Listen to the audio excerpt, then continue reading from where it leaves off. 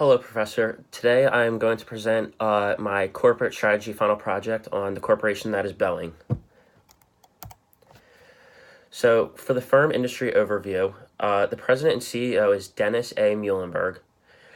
Boeing is headquartered in Chicago, Illinois, and what Boeing does, they design, develop, manufacture, sell services, and supports commercial jetliners, military aircrafts, and satellites, launch systems, and services worldwide. They are the largest manufacturer of commercial jetliners and military aircrafts. Their main competition is Airbus. A little bit about the company. Last year, the revenue was $93.4 billion. They also repurchased 46.1 million shares. Their profit in 2017 was $93,392,000, and their net earnings for 2017 were $8,197,000. The three major stakeholders in the company are W. James McCurney Jr., Kevin G. McAllister, and Gregory Smith. W. James McCurney Jr. was a CEO from 2005 to 2016, but he is now retired. He owns 437,689 shares, making him the largest stakeholder in the company. Kevin G. McAllister is in second place.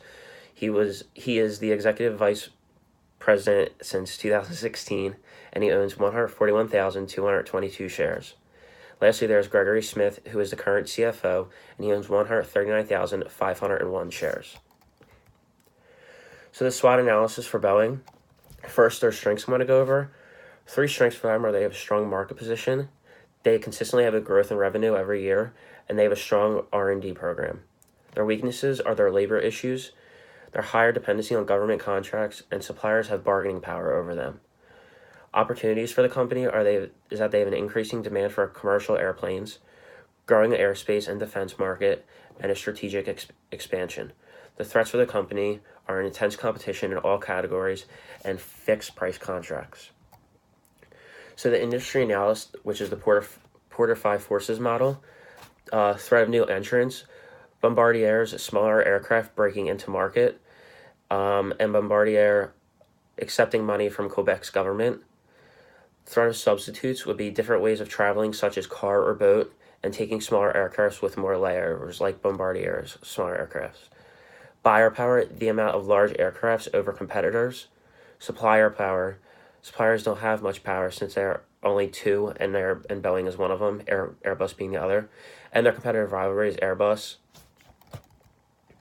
So for the value chain, supply network management, supply chain integration, strategic procurement, supplier relationship management. When it comes to technology development, they have encrypted email, enterprise supplier tool, and PhantomWorks. When it comes to operations, they have final assembly, fine-tuning and testing, facilities operations, and with sales and marketing, flight operations, material management, and fleet enhancement.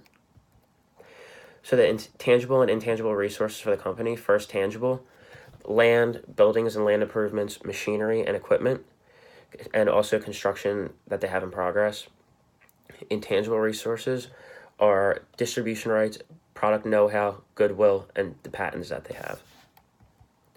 So when it comes to positioning and strategic implications, they are in the growth stage of the industry life cycle, and they consistently have been. For the past 5 years, air travel has increased by 6.2%, and this is because there's lower airfare and a higher living conditions all around the world, which creates more travel.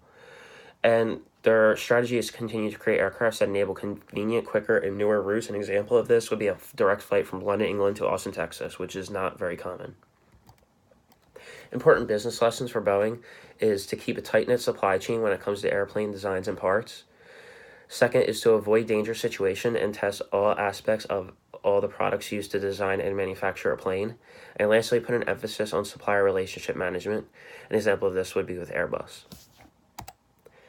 Entrepreneurial opportunities for Boeing. The first would be Boeing Horizon X Ventures, which is a company that they have that invest in cybersecurity companies, space companies, advanced logistics, and autonomous systems.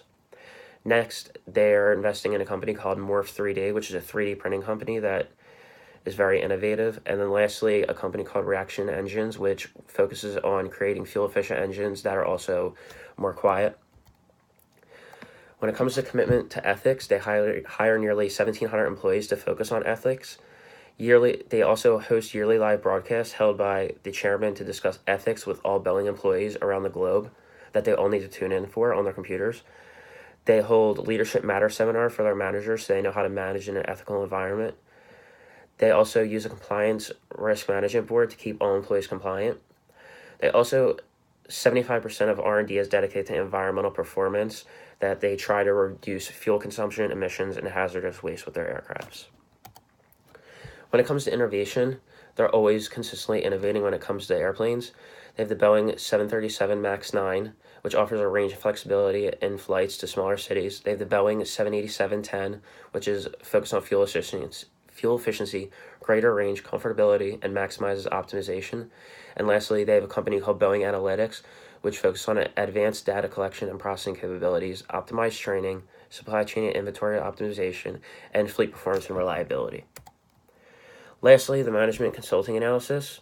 One of Boeing's main focuses should be on innovation and how they can contribute to technological advancements in the world. They should work on building their airplanes more efficiently by lowering the number of employees they hire to build them, because with the SWOT analysis, one of their weaknesses was their labor. And lastly, which was not a huge issue when doing my research, was that the number of seats being offered by Boeing and their competitor Airbus.